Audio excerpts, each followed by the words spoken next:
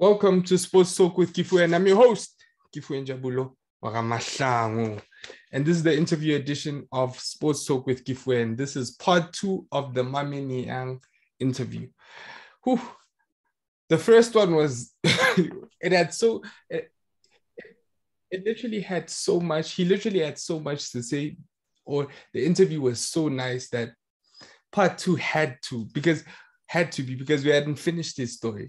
So we're still going to get to know the man a bit more. And at least now, in the first part you guys were watching, he had to quickly rush off somewhere. And Senegal was still, I think that when we tried to do it the second time, the part 2, because this is the second time we're doing a part 2. So Senegal was playing at that time, and now Senegal are African champions. Mame Niang, how are you feeling about that? I'm very happy, man. Satisfied, very satisfied.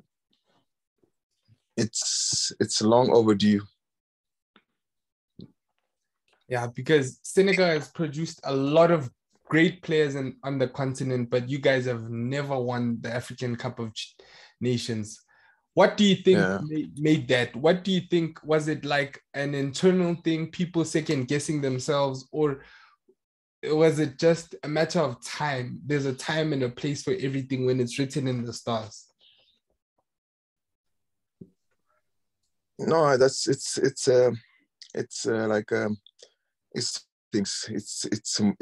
time. The timing, I think, is the right timing right now, and also it's people coming together as a country and as a national team. That's because I felt like the previous national teams, they were lacking in a way. And like you said, and when God has written your destiny, you will do it eventually. So eventually we did it. That's so, and it's so nice that, do you know that if I had to bet, like I've always had this signal that Senegal is going to win if we're completely being honest. Because since the beginning of the year, right, I did an interview with, the first 3 interviews that I've done this year have only been with Senegalese athletes. Yeah. Crazy. Oh no, Congo, first 2, it's you and Sadibou Say. You guys both have Senegalese connections. Yeah. That's crazy. Yeah. No, but it's, I felt like this year,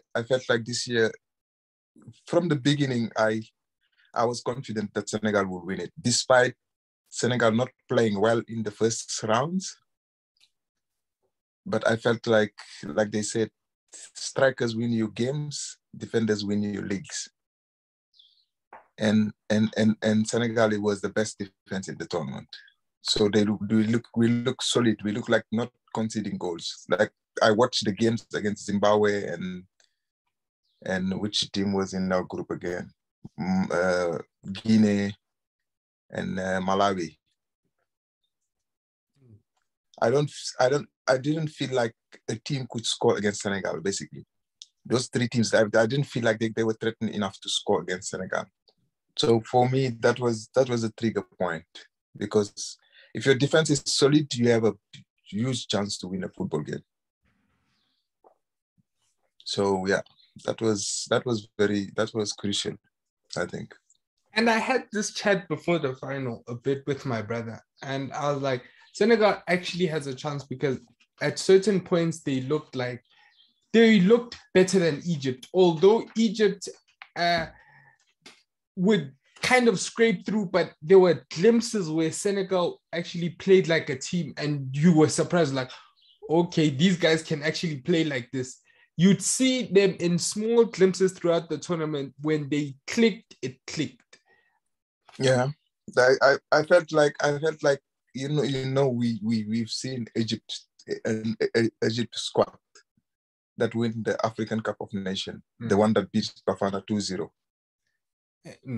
The one that beat, I don't know, Nigeria or something. The real Egypt national teams, when they are on song, it's difficult to contend them. But I didn't feel that way in this Egypt squad. I feel like this Egypt squad it's not there yet. Mm. They won. They went to the final because they have experience of the AFCON. Egypt has experience of the AFCON. That's why they won 7 times. Doesn't matter what team they bring. They will always go far. Doesn't matter what team they bring. And bear in mind they have the Africa best footballer, if he's not the best footballer. So that plays a big role. So therefore it's always, I feel like we will know more about Egypt in the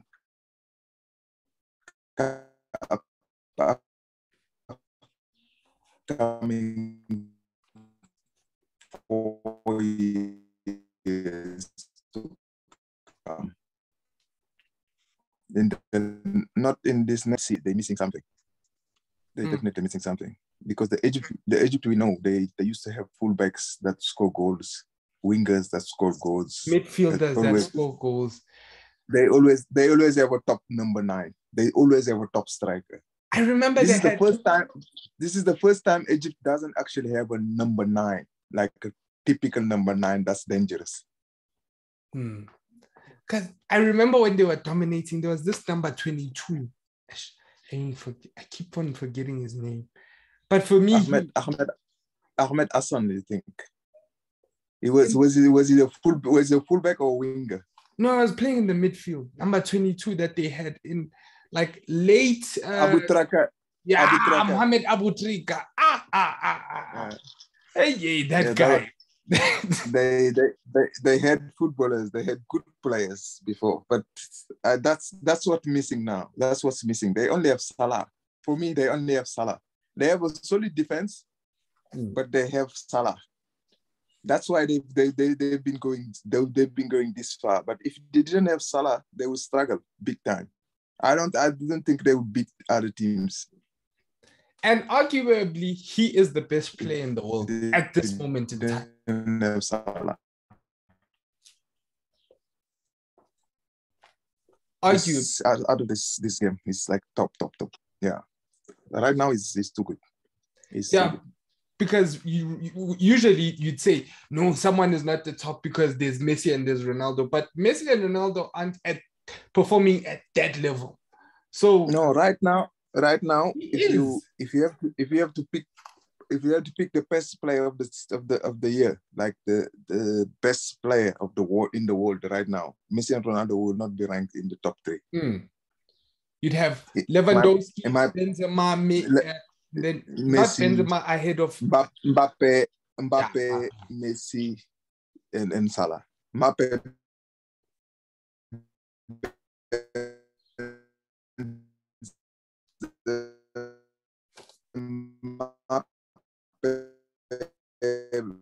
Lewandowski, Salah. These 3, for me, they stood out right to win it this time around. They really are trying to win it. So yeah, I also even marked where. Oh, yeah. Now we first started off track, but it's fine. So back to the first question. Why Sundowns over Pirates? That was really, for me, that really stuck out because at Pirates you were guaranteed to play. Whereas with Sundowns, not as much.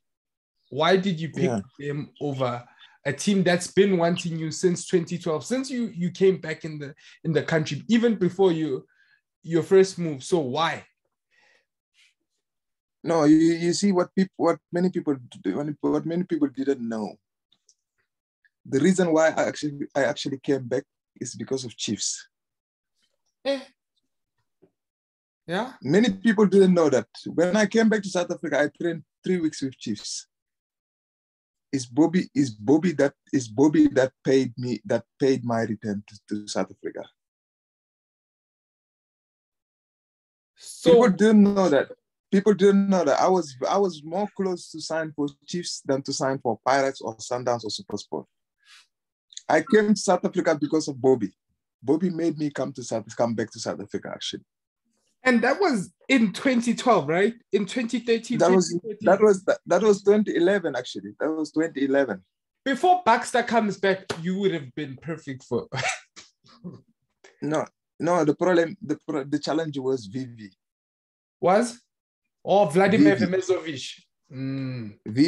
Vivi was the reason why I didn't sign for Chiefs, because he came and he said, no, right now I don't want to sign anybody. I want to focus on the league, blah blah blah. So I sat with Bobby and I said to Bobby, listen, clearly this guy doesn't know me, and he's not interested in signing me. And I'm grateful that you brought me back, but I have no time. I have no time to show anybody who I am in South Africa. So Bobby, like for me, like this is new to me. So he calls you, right? And he says, come over, and he had just gotten a new coach, right? I'm assuming at that point Vivi was new. Oh, no, he was. I think that was Vivi's first year, I think. Yeah. So he calls you, is like, come over. And then his person is like, I don't want to sign anyone. Yeah. That's how it happened, because there I felt like Bobby was like, no, you know what? Just be patient. This guy will sign you when the new season resume and blah blah blah. I'm like, Bobby, I don't have time for this. I'm not a young player that's gonna sit and wait for a team to assess what not. If people know I'm in South Africa right now, I'm signing a contract, and that's what happened. Gavin just heard that I came back to South Africa. Gavin said, come to SuperSport. 5 days. I trained 5 days. I signed a contract. 5 days. But yet at Chiefs, you spent 3 weeks and no contract.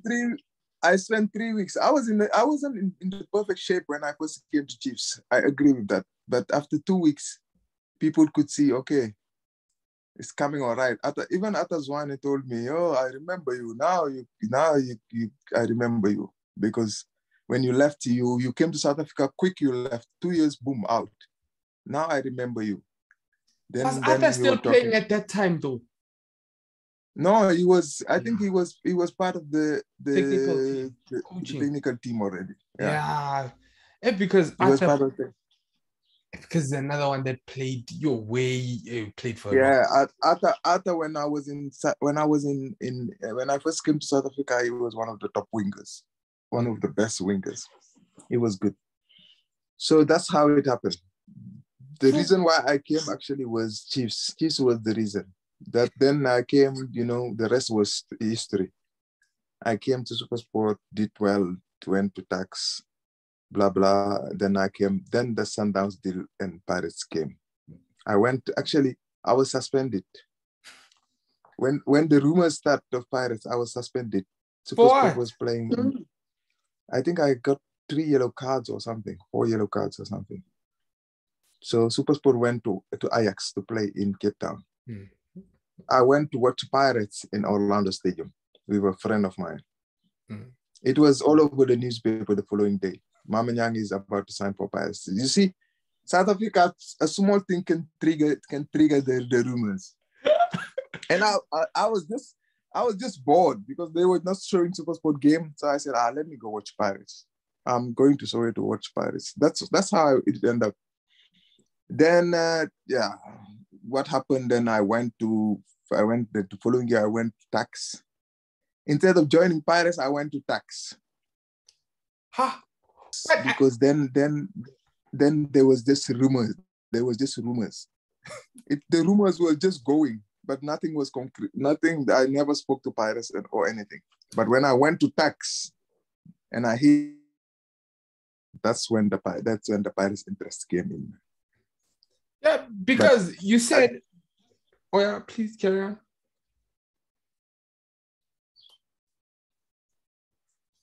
Well, I was saying, you said the reason you didn't sign for them first was because Sundowns said no. Pizzo showed more interest, but Pizzo showed more interest than because they kept on calling you when you went away, when you went to see your wife, and then now Dr. Ivan Koza, they said he'd call you and he never called you when you went to Denmark. Oh yeah, was to Norway to visit your wife. No, the thing is, I spoke to Roger Dessa. He wanted me. I spoke to him after we played Pirates and friendly game at Tax. That was the first time Pirates approached me. Roger Dessa said, "You're gonna come back to. I want to make you one of my first signing next year." So this is when? No, sorry to interrupt you. This was 2013. Okay. So when I spoke to Roger Dessa, and then I said to Roger Dessa, "Okay, I'm gonna go to Norway. Then when I come back, we can talk about that." But then SuperSport was interested in bringing me back. That time Sundowns didn't come yet. That's the Sundowns deal. The Sundowns stock happened the year after.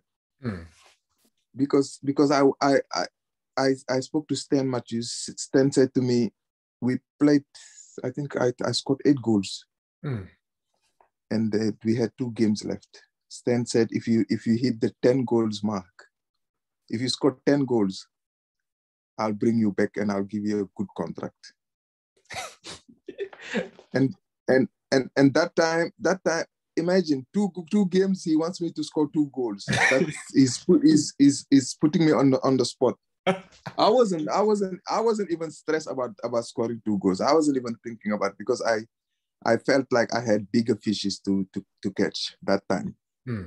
So I said to myself, I'm not worried about that. But I felt like going back to SuperSport, I had an unfinished business there. Because I left in a way that I didn't like. So that's why I went back to SuperSport instead of joining Pirates. And also, Roger Dessa wants me, and then there was speculation that he might leave the club, and blah blah blah. There was a lot of talks. So we played. I think we played Wits. No, we played Platinum Stars at home. That was the second last game. We drew 1-1. I didn't score. So that means I have 1 game to score 2 goals. And we went to Polokwane. We went to play Polokwane away.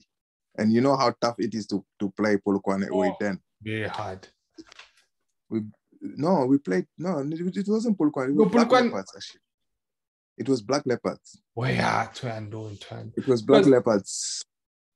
Polokwane comes in the league, I think, a year. I think 2 years after that or a year after that. If I'm not mistaken. Polokwane is after. It was Black Leopards. I remember it was Postnet Omoni that was the goalkeeper there. Omoni. Oh, Omoni. So we went there and we beat them 3-1, and I scored a brace. Me and Bongani Zungu actually scored. I scored a brace, then Bongani scored 1. So Stan called me right away on my way back in the bus. He said to me, "Yeah, you got yourself a deal." I'm like, "Yeah." I wasn't thinking of the deal, but yeah, bring it on. And Tax was willing to give me a 3 years deal, but they wanted me to go down on my salary, but they can fill up my sign-on fee with that. I'm like, no.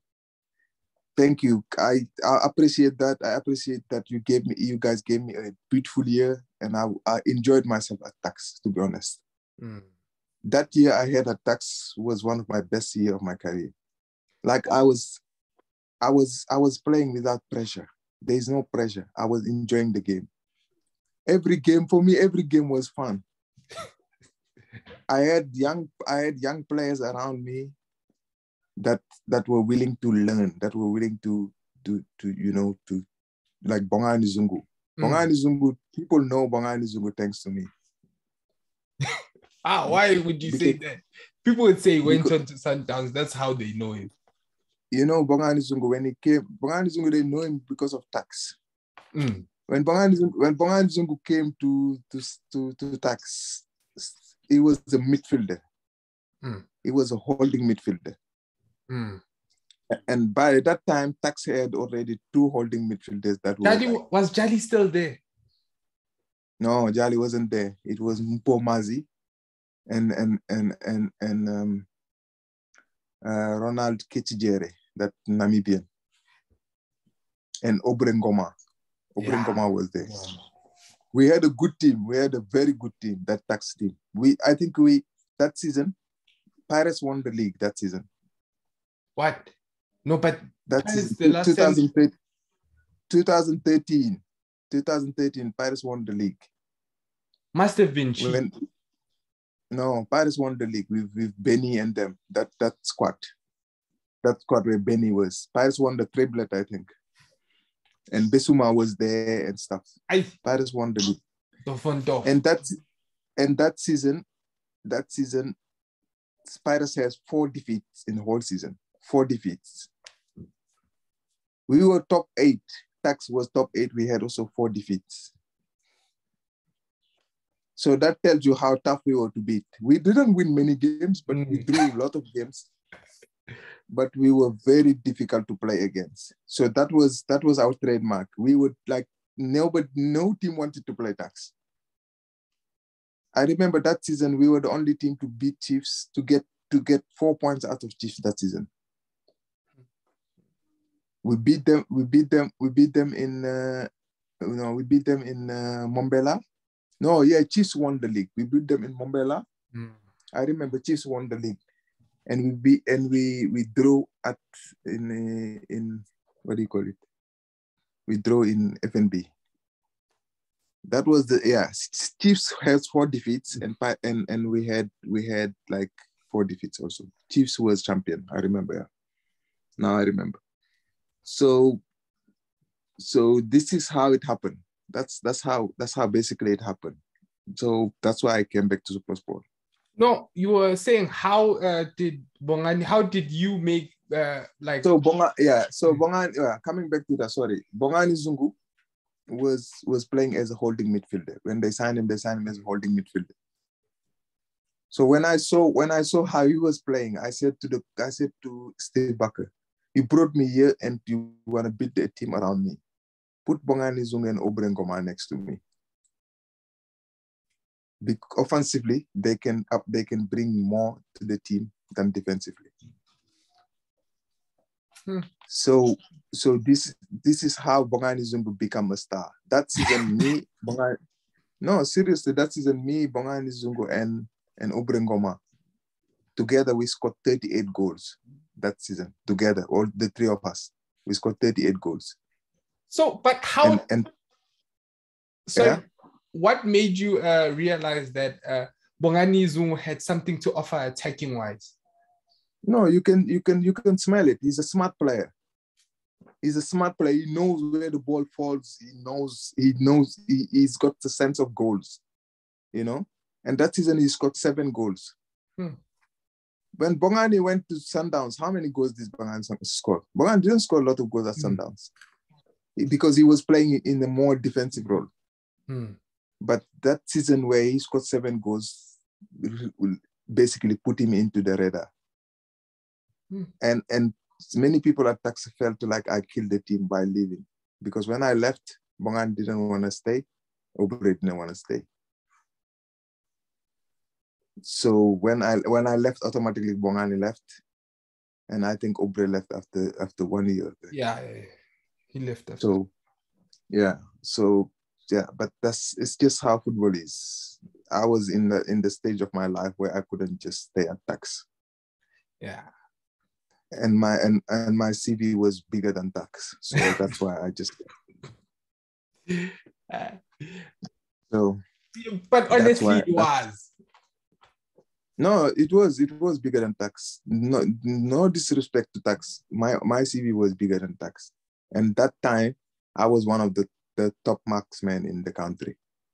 I was one of the best strikers in the country. And if you are one of the best strikers in the country, you must play in the best top threes in the country, top three teams. So that's how I felt that time. And that time, SuperSport was also one of the teams that win almost every year a cup or something. So SuperSport were like considered in the top 4 actually. So yeah. So you moved to Sundowns and then you get loaned to Cyprus. How did that feel when you got loaned to Cyprus? And what was the reasoning that the coaches told you on why you had to go to Cyprus? I think you spent Yeah. No, the Cyprus move actually. You see, Sundowns wanted me to get a South African citizenship, a local citizenship, so I can be considered as a local, so they can sign another foreign. So how was that going to happen? No, that was actually simple, because if I've been living in South Africa for so long, so if I apply for one, they would give me. Oh. But I wasn't interested in getting a South African citizenship.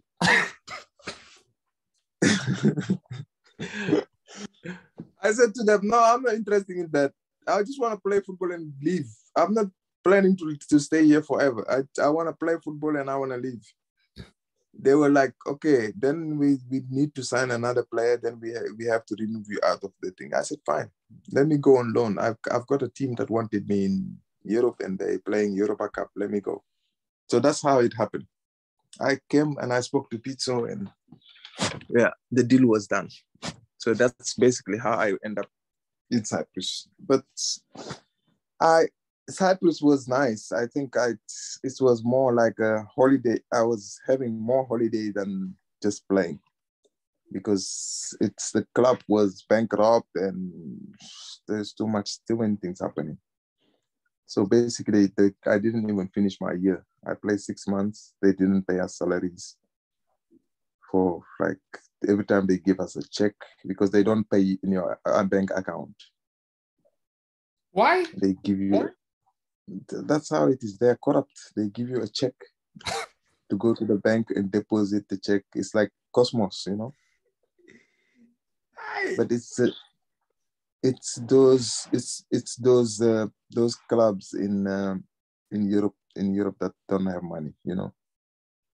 Cyprus is a country of football, but they love football, but they don't have much money. The big teams are more stable, and I was playing for actually big team, but their problem was they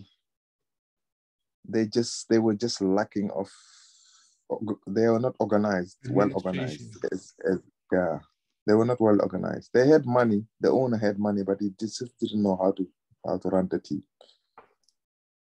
So unfortunately, it didn't happen the way I wanted. So I had to leave. That's when I came back to South Africa. So don't you think that that's a conversation that Sundowns should have had with you during these contract negotiations, when you guys were negotiating your contract? That it was actually something we never spoke about. Like there was something that was supposed to be put on the table right before I came, because they thought all this year I've been in South Africa, I already got a citizenship. That's what they thought. I said, me, I'm living here because of work permit.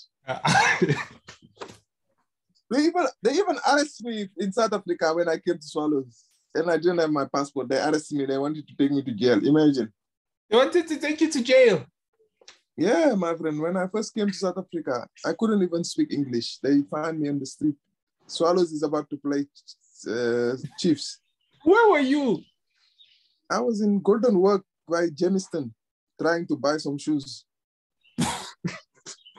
The police approached me and they're like, where's your passport? Where are you from? Senegal. Where's your passport? I'm like, my passport is at home.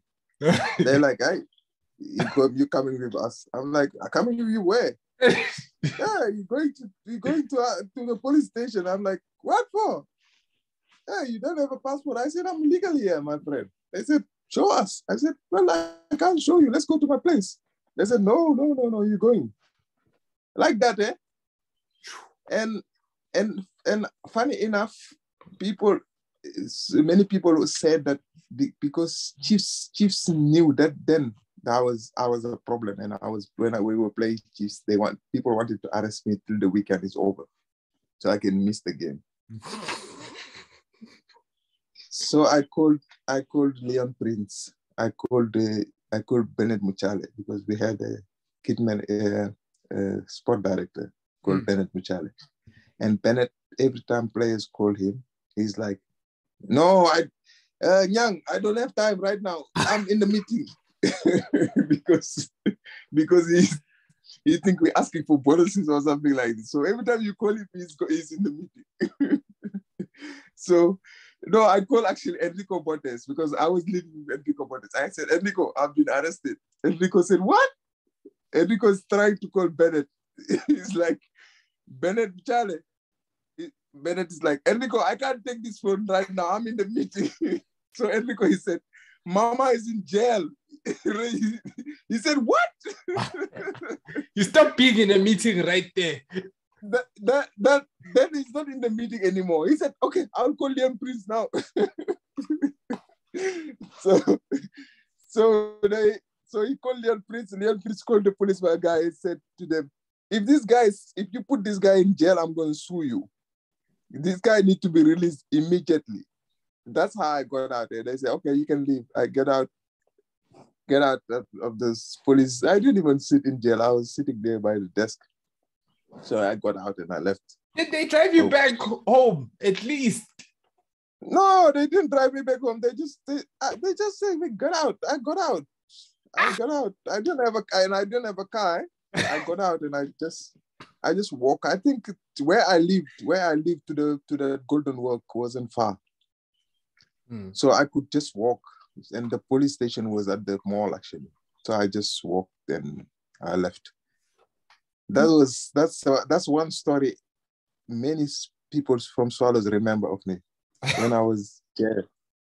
And Enrico, and funny enough, Enrico, every time we spoke, he's like, I can't believe you went to jail on your first 6 months.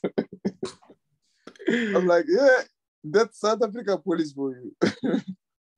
They don't even give you a break. Everyone. But your first problem was you didn't have cold drink, man. Huh? You didn't have cold drink, man. No, the problem is I wasn't worried about those things. My worry was how do I get out of the house and go get some fresh air. We had a spa actually by the corner of where we stay. So it wasn't difficult to go get cold drinks and stuff like that. But our challenge was to You're not understanding what cold drink money is. Cold drink money, for the police, yeah. No, I didn't give cold drink money, my friend. That time I didn't have money to give. You give them cold drink money, those people they will let you go. I know. Cold drink money. When you drive fast, they stop you. Or when you drive through the red robot, they stop you. And they like, hey, Niang, what do you have there? They always ask that, what do you have there? So what happened with you with this cold drink incident? Cold drink incident? No, with the police. Yeah. I just, with the police, I never actually want to give them money because I feel like that's just corruption. That just destroy the country. But if I had a jersey, I had a sport kit in the thing, I can give them because it's just something I would like to give. But it's hectic, man, with these people, these police people. So you were speeding, and then they were like, Niang, what do you have? Yeah, what do you have? I'm like, bro, I'm not giving you money. And I'm the kind of person that don't like to carry cash. Yeah. Me, I don't like to carry cash. Me, I just want to swipe. I don't like to carry cash. But in South Africa, you have to carry cash. Because with these police guys, you always need cash. and also when you park the car, you need 5 rand or 10 rand to give to the guy that help you. Oh, yo. Those ones also. I had one guy. I remember when I used to get bored, there was a mall by Four Ways where I used to live. And there's a guy, every time I come do grocery shopping there, he comes and he takes the food and he put it in the boot, close the car. He does everything for me. And I I'm this kind of, I'm so active for those things. Those things, I love doing those things. But this guy he just comes and takes it from my hands and do it.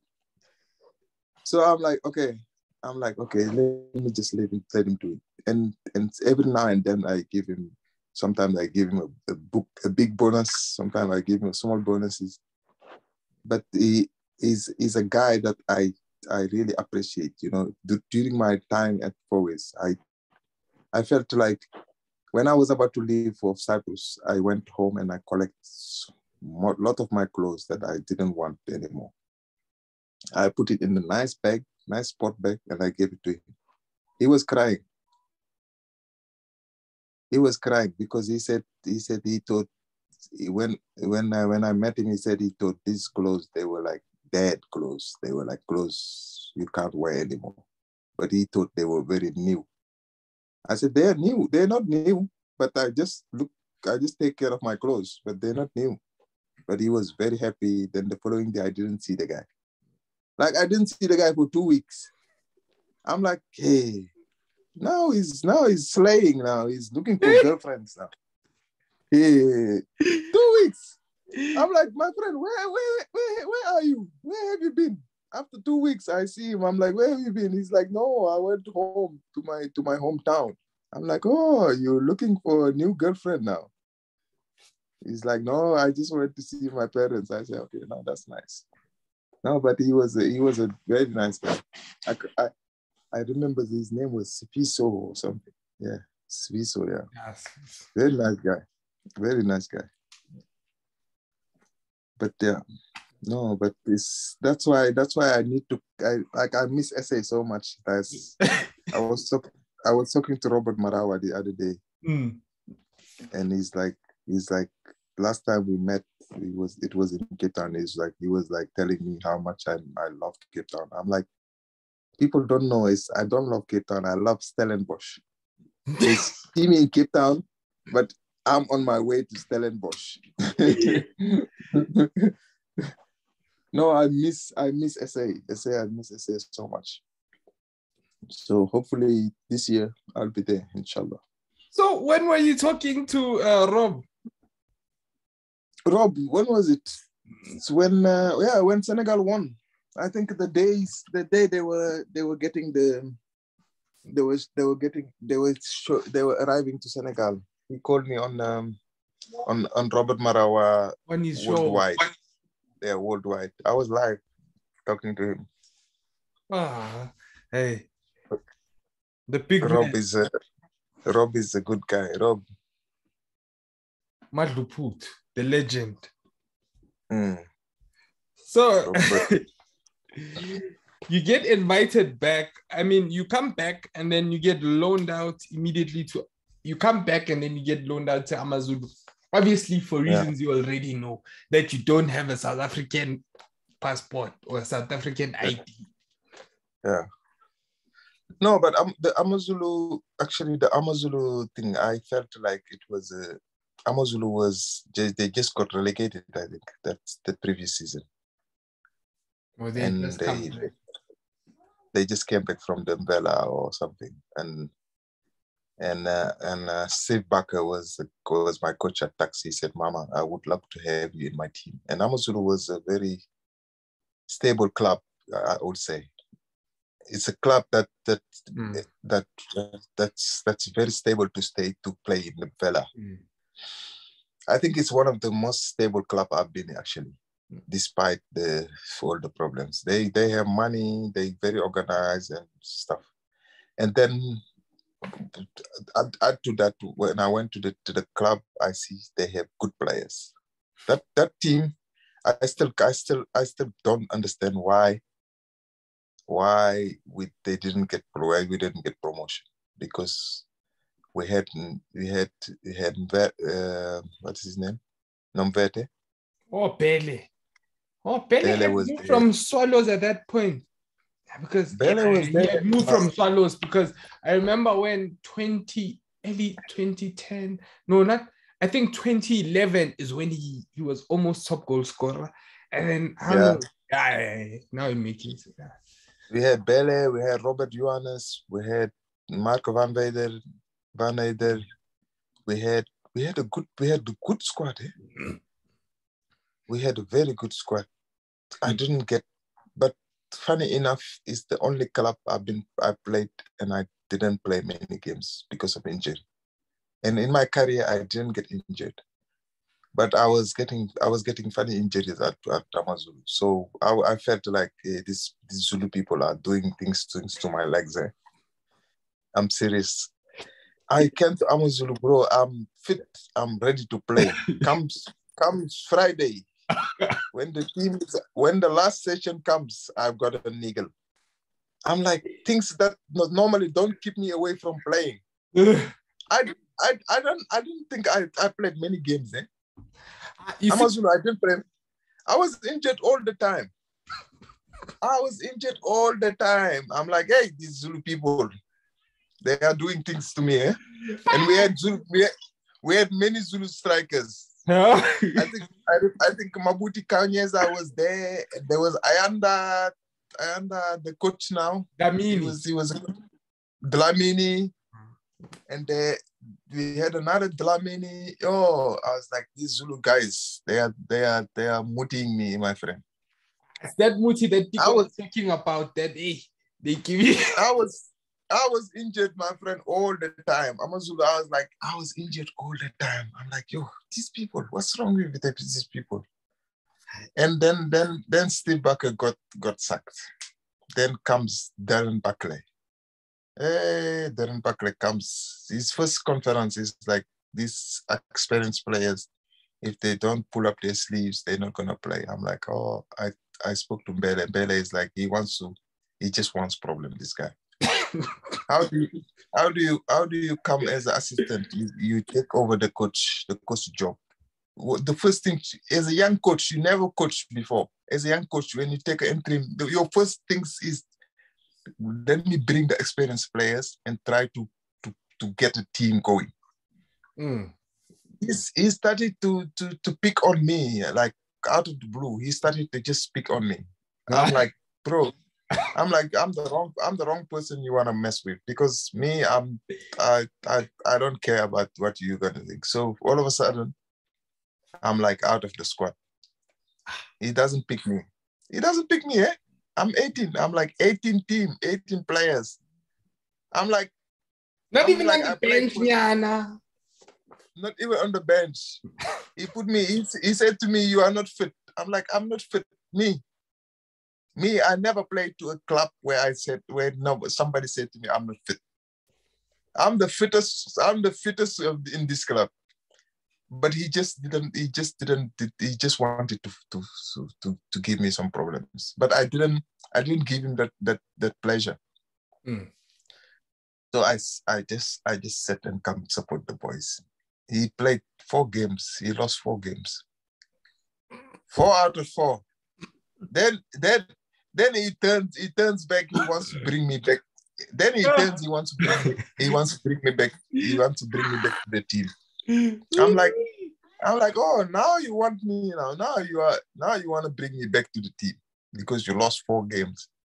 Why didn't you think of this before you start this thing? and this is the guy that has experience of football experience. He's played everywhere. Yeah, he played for And Bafana. this is the guy that I played with in Germany. When he was in Bundesliga, I was in Bundesliga. Now all of a sudden he comes here and he wants to treat me like this. I'm like, okay. And remember, he was also Bele's teammate in around 2005 and something like that. Yeah, he was. Bele was playing. He was using Bele, but he was having a problem with me and I think a couple of Johannes and some other players. Van Hayden. He was having a problem with some of the experienced players, some other experienced players, but I was the biggest target. I was the one he wanted to actually finish, but he doesn't know. I didn't give a damn. I was just there. In the end, I was just training. I was just trying to get myself fit and not think of playing at all. How were you? How did that make you feel actually, just because usually soccer players love to play and then all of a sudden now I'm just training to train just to get a paycheck. What time is it? You know when you're 30, 34, I was 34 then, I think 34, 33. I didn't care. I care less. Remember that's when I came back and I decided I was gonna stop playing before tax came. No, I actually went to Stellenbosch first and took Stellenbosch to the playoffs the following year. Yeah, you went to Stellenbosch because first you go back to Norway for like I think 6 months. Yeah, I went. Yeah, that's true. That was 2016. I went. This guy said to me I wasn't fit. This guy said to me I'm finished. That's what he said. I'm finished. So I said I left. I came. I finished. The season was finished. So I took my family and we went back to Norway. We had some days off, and I said to myself, let me keep training with this team. I trained with this team 1 week, 2 weeks. The owner of the club said to me, we had a good squad and I would love to add you into our squad. You would bring something different. I said, yeah, why not? And that time my contract with Amazulu was over because I signed 1 year. No, 6 months actually. I signed 6 months. I signed 6 months. So your deal with Sundowns was over at that point? Yeah, it was 2 years deal. It was a 2 years deal. Oh yeah. So I went. Yeah, after the season was over, I left Sundowns. It was a 2 years deal. So when I came to Norway, this guy gave me a 1 year deal. He said, just sign 1 year. No, he said, just sign 6 months first. He signed 6 months. I said, okay. Because when you reach the 34s, 33, they don't want to give you a big contract because they worried you're not performing or you're injured or something. So I said, fine. I signed 6 months. The club went to the playoffs, went to the cup final, Norwegian Cup final for the very first time of their history. And we were in Vela in Europe, like in the first division. Yeah. And we went to the cup final and we met the champion of the top league, Rosenborg. They played 30 games, they lost 1. And that 30 games. They were champion and they were obviously they were a bigger fish for us. So they gave us a tough final. We lost 3-0, 4-0 in that final. Rosenborg is a big team, my friend. In Europe, we were like lucky actually we get to the final because we were very lucky with the draw because we met some big teams, but we had the draw at home. We had to play at home. And the home advantage gave us a big boost. But the semi-final was against the top league team away. But we had a good squad. We had 3 players one player that played against Real Madrid. He was a Benfica midfielder. He was also 33, around 33. Then we had one goalkeeper that played in Bundesliga many years. that was also in our squad, and myself. So we had a good experience and mixed with young players. So it was a good squad. So we went to the cup final, and this city was buzzing, bro. The city was going crazy because they never experienced something like that. You see, when you go out of the city, you see flags all over the camp, all over the city. This city is like 200, maybe 250,000 people. We had 100,000 attendance from Kongsvinger. So that's almost half of the city went to that final. That's how crazy it was. But Rosenborg obviously is a big club. They fill up the stadium. It's a huge club. We had one tribune. They fill up the rest. But it was a great experience for me because I got the chance to meet the king of Norway. I got the chance to shake his hand. You know how many people were born and raised in this country and they never even see they never even see the king live. I got a chance to shake his hand. So that was a big thing. So when you see your wife, you're like, has your hand ever shake the king? No.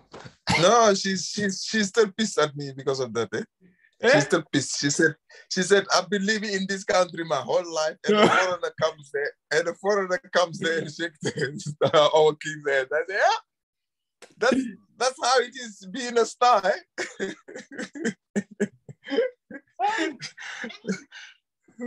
No, but it's like those are things you will always cherish in your career. You know, there are things you will remember. Yeah. So you come back, and what makes you come back to South Africa to Stellenbosch? Because you've had a good 6 months in Norway. I mean, you're living with your family there, and what makes you come back this side? No, we were not living here because I bought a house in South Africa, and I had a restaurant. You know, I bought 2 apartments I owned in South Africa. So everything was in South Africa. Eventually, we came to Norway on holiday. The 6 months the holiday ended up being a 6 months period. So my wife actually wanted to stay. She said to me, now it's time to settle down. We can sell the houses and come to and buy one in Norway and live in Norway. So that was the plan.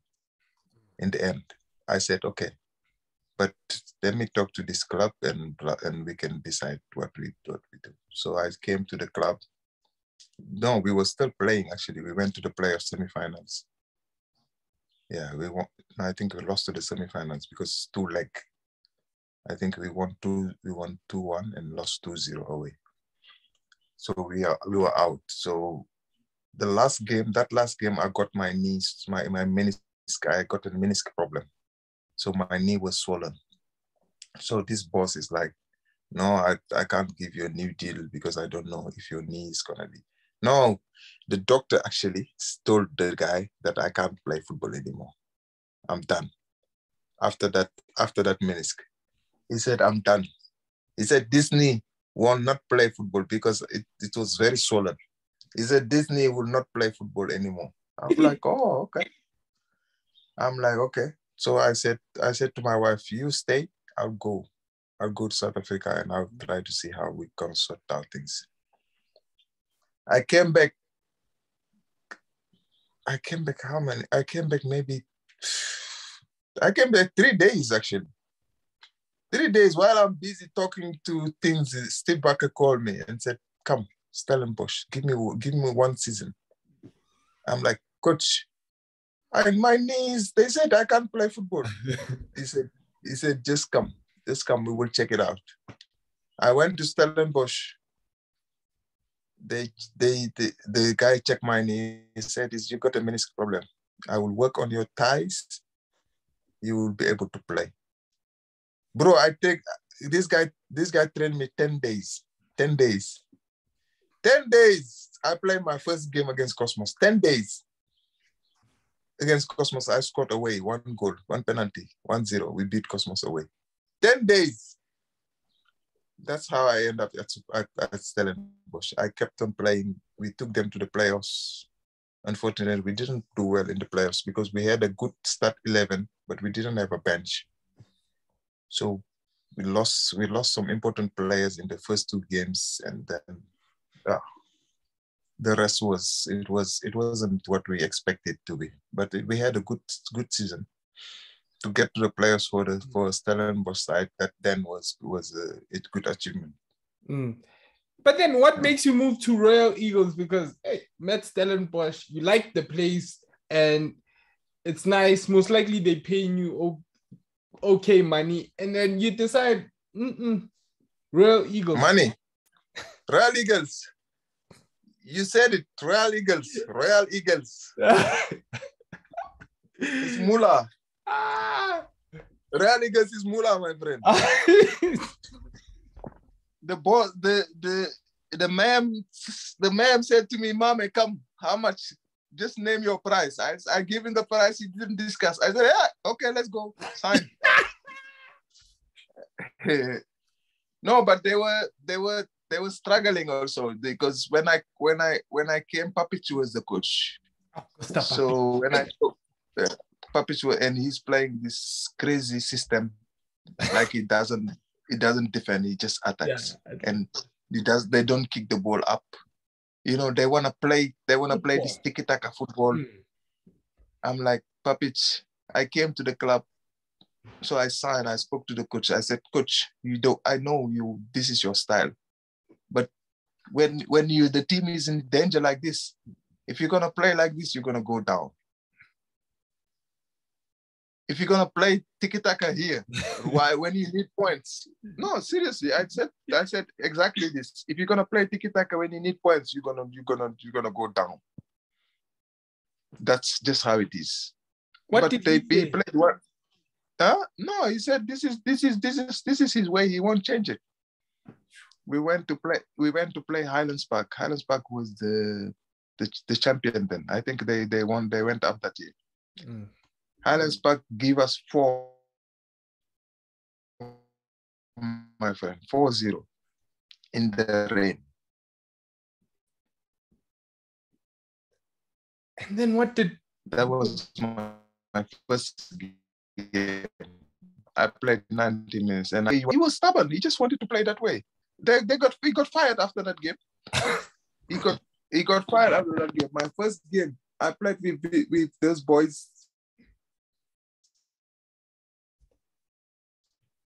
"4-0 weeks away." That's it, man. The one that died, man, not long ago. Mhlali? I forgot. It was the skinny coach, man. What's his name? They said he died. They said he was sick. I don't remember. He was he coached Chippa before. Skinny. Oh yeah, Rogers Kakani. Kakana, yeah, he came. Skakana came. And Skakana is a type of coach that it didn't have much like knowledge of football. But what I realized with him is his teams, they get fit. They are fit. So with the training he was doing, I felt like with this guy, we're gonna survive. If he just knows how to manage the older players, which he didn't know. But the training he does, the team was fit. So the minute he came, we already his first game we had the Nedbank Cup. I scored. I think we won 2-0, and I scored 1 goal. I scored the first goal, or 1-0. I scored. That was his first game. First win. Then we went on a run. Like we played so many games, we didn't lose. I think we played 7 games or 8 games, we didn't lose. And during those 7 games, I scored 4 goals, I think. And I felt that it's the fittest I could ever feel, actually, because that when you play for teams like Royal Eagles, you get the opportunity to have the training ground, the gym, and you don't walk around in malls. You stay in the complex, and you work out, you train well, and you rest. So I felt like, despite I was 34, I felt like I was very fit then. I was very, very fit. So I had a good season with them, and the team managed to survive. We actually survived by many points, actually. So yeah, that's when I decided, okay, now it's time. Now I'm tired of this running. Let me just go rest. You retire, then you come back, play a few games for UP, and then you retire again. Why did you make that decision? No, I retired. I decided after the Royal Eagles, no, that's it. After Royal Eagles, I said, no, I'm done. So I was in Kyalami, having fun, just enjoying myself, enjoying life. But then we went to we've been playing indoor soccer.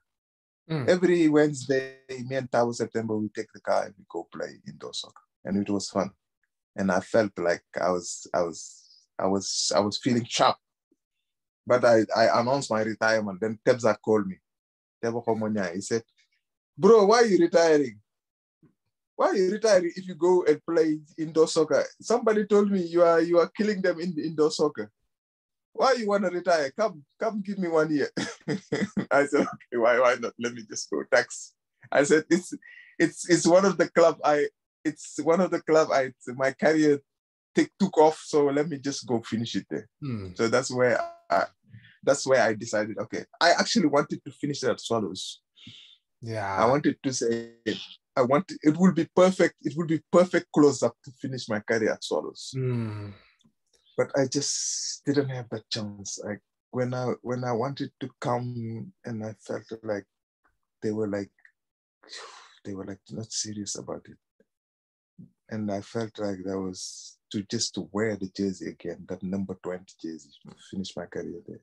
It would be perfect. It would be a landmark.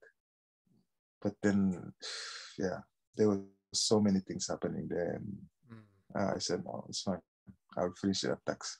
So Tax was my last stop. Last year, I said, okay, 35, that's it. It's time to say goodbye to the game. Was it the need to be with your family more that actually made you retire? Or did you feel like, no, what, man, my body has just said enough is enough? No, it's both. It's both, because I felt at some stage that it's too much. I felt like my body wanted to play, actually. My body said, no, my heart said, okay, let's play. But my body said, no, relax. You've jumped enough. It's been 20 years of jumping. Relax now.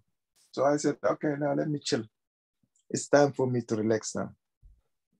So yeah, I decided now it's time to relax. Now I decided to focus on the coaching, on my coaching career, which is it's easier to start it when you're young as a coach, because nowadays the coaches are like 35, 34, 38, the young coaches. So that's why I decided, no, now it's time. Let me just start my coaching career. So when I came back to Norway, that's when I went to do my C license first.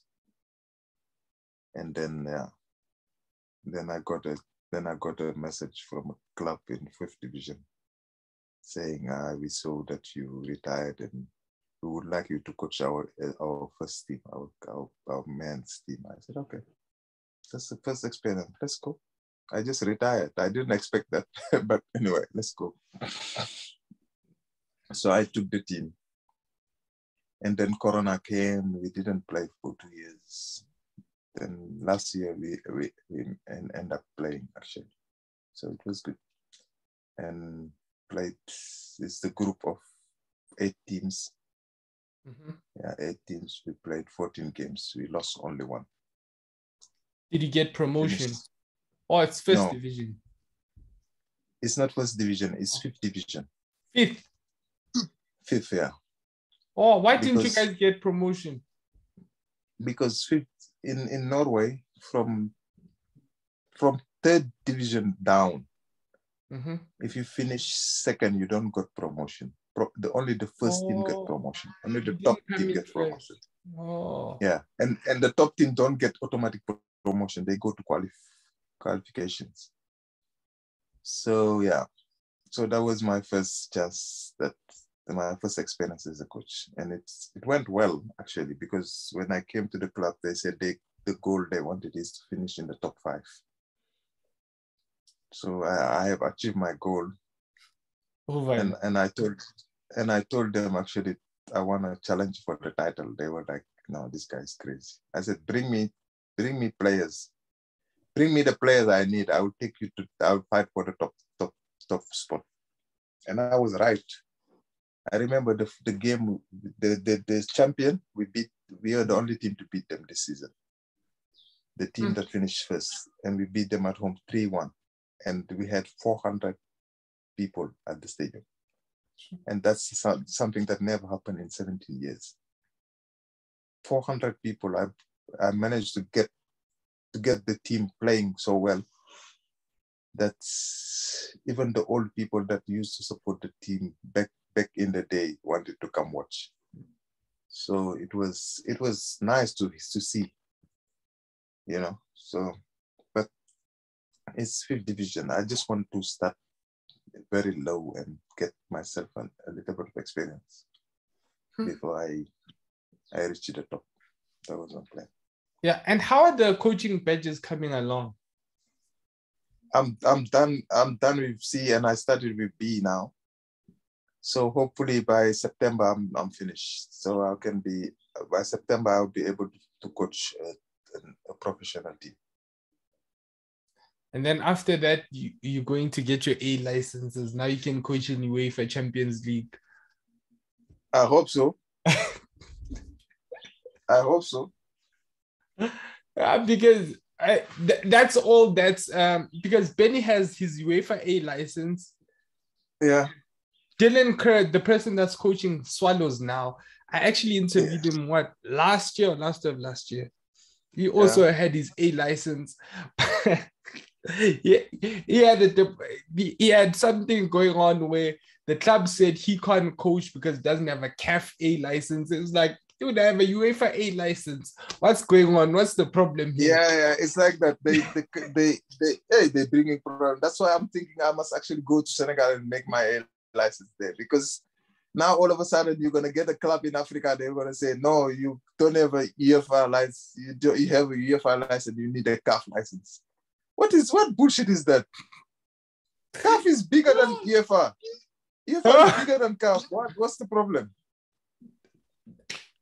No, the team just didn't want to pay him. When he explained the story, he said they just didn't want to pay him. So they fired him on those grounds. So they look for those lame excuses. And anyway, anyway, he went to Swallows now. Swallows, as you know now, is up and running. It's in the 1st division again. So now he's coaching it. So yeah. Is in the 1st division? Yeah. Oh, they're in the PSL. Yeah. Yeah, okay. But they're struggling, I see. They were, it's that they draw a lot. Even last season, they drew a lot. Yeah, but last season they did well. Last season, weren't they in the top 8? If I'm not mistaken, they were high flying. Yeah, last season they top 8. This season they started off badly because there was a lot of drama with the coach and hey. Who coach now? Is the same guy that was coaching them, that colored guy? No, he's gone. It's Dylan Kerr now. Oh yeah, he's gone. They fired that guy already. Yeah. Who's Dylan Kerr? He coached what? Last season or last of last season. The thing is, this is my new book with notes. He won, it's last of last year. He won it with TTM. Remember there was a team TTM that won Nedbank Cup? Yeah.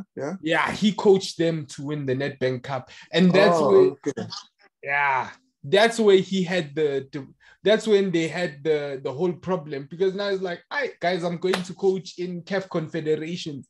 They're like, no, you don't have this. It's like, how? Because these are the same, and then they just didn't want to pay him what he was doing. That was just, when he explained it to me, I was laughing. When he explained, Hey, these guys are not serious, man. Yeah, that's it. so yeah, for him, he's coaching now, Swallows. I actually, the last time I spoke to him a bit, I actually congratulated him on, just sent him a message, and I was like, "Hey, congrats on the new job." Because whenever any team is in trouble now, they just call him. Because even as a nickname now, this side, they call him Mr. CPR. Oh yeah, he's the one that comes to save your life. No, but that's good. They are good. Every league you go, there are coaches like that. It's like Tony Pulis in England. Yeah. When team is about to get relegated, they call him his savior. And Sam Allardyce, Big Sam. They are like those two. Yeah. When the team is struggling, they save them, they fire him again. That's what they do. Those are the coaches. Thanks for keeping us up, brother. Here's your what's this severance package? Yeah. Here's the guy we really wanted. Thanks for keeping us safe. Let's go. Hey, but yeah, hopefully all go. I'm wishing you all the best, to be honest. And thanks. I'm wishing you all the best. So in closing, what do you want to what do you think the future actually holds for you? Right, bro, I'm 100% sure I'll be a professional coach. Soon you will see me on the touchline somewhere. But it's a process. I don't need to rush into it, because I don't want to jump hurdles. I want to do it gradually until I get to where I want to be. Because in the end of the day, the football is my life. That's what I love. So that's what I want. Hopefully you will see me in the PSL soon. Hopefully. So what philosophy will you have? Will you have a puppish type of system, or No puppies. I'm actually in love with the Jurgen Klopp way. I feel like the Jurgen Klopp way is the way I want my team to play. High intensity, good pressing, but still playing football, because football has changed now. They play football. Liverpool play good football, I think. So, but it's always good to have your own identity, your own DNA. Obviously, you must always try towards the best, but always have your own thing. And I think that's important. You'll find your way. Yeah, you will always find your way, definitely. Yeah, there's just that I was like, striker attacking. Hey, unlike you see with a lot of defenders, they usually go defensive. Yeah. They team very solid. I'm into attack. I want to attack. Obviously, it's important to have a solid defense.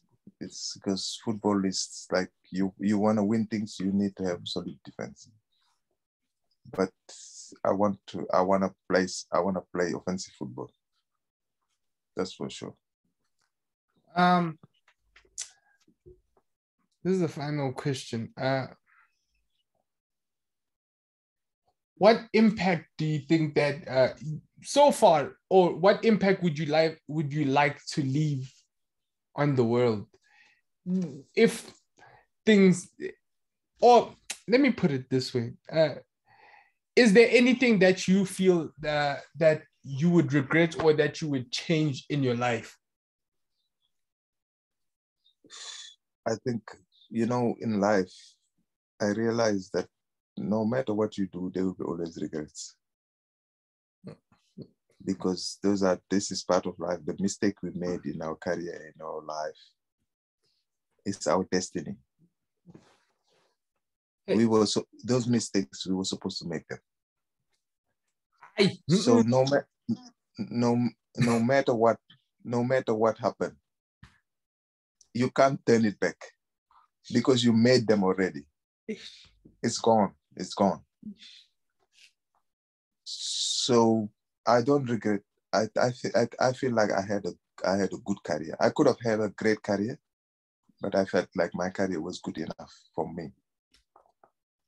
And I'm very proud to tell my kids and my grandchildren that I played here, I did this, I did that. And my son is one of the reasons why I'm so proud of my career, because he goes to his class and he shows my video and my pictures. He said, "This is my dad." And those are the kind of things you, as a father, you should be proud of. I didn't have a career of DJ Drogba, but I had my career. And my career, I'm happy about it. You know, it could be worse. If you think about it, it could be worse. Because like my father always said, don't always think of somebody that has more than you. You must always think that the person that you had more than him. Because if you're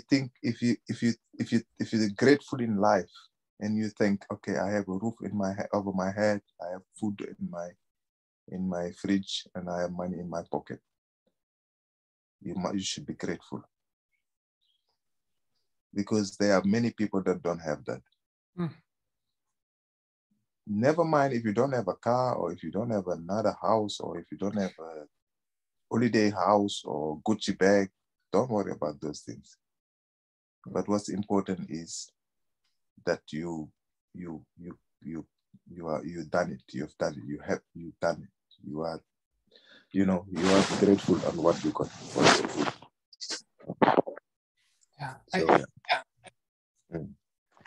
Hey, this whole no regrets things. I don't think it's like, because I'm so obsessive in how I think about everything. Like even sometimes when I interview people, I'm like, should have asked this question. I should have done this. Should have done this. And when just this week I had an interview with someone, I was like, I should have asked a follow-up question because it said this. I'm still beating myself over it, but it'll be fine. Don't beat yourself up. You will get that chance again. You ask. When the chance come again. It will come. Yeah, it will come. But that in that moment, it felt like, but as you said, sometimes you're meant to not ask or do certain things. Maybe later on it will be revealed why you because I felt like I had to ask other questions, and then I kept on, I'll ask this one, and then eventually I forgot. No, I understand that. All right.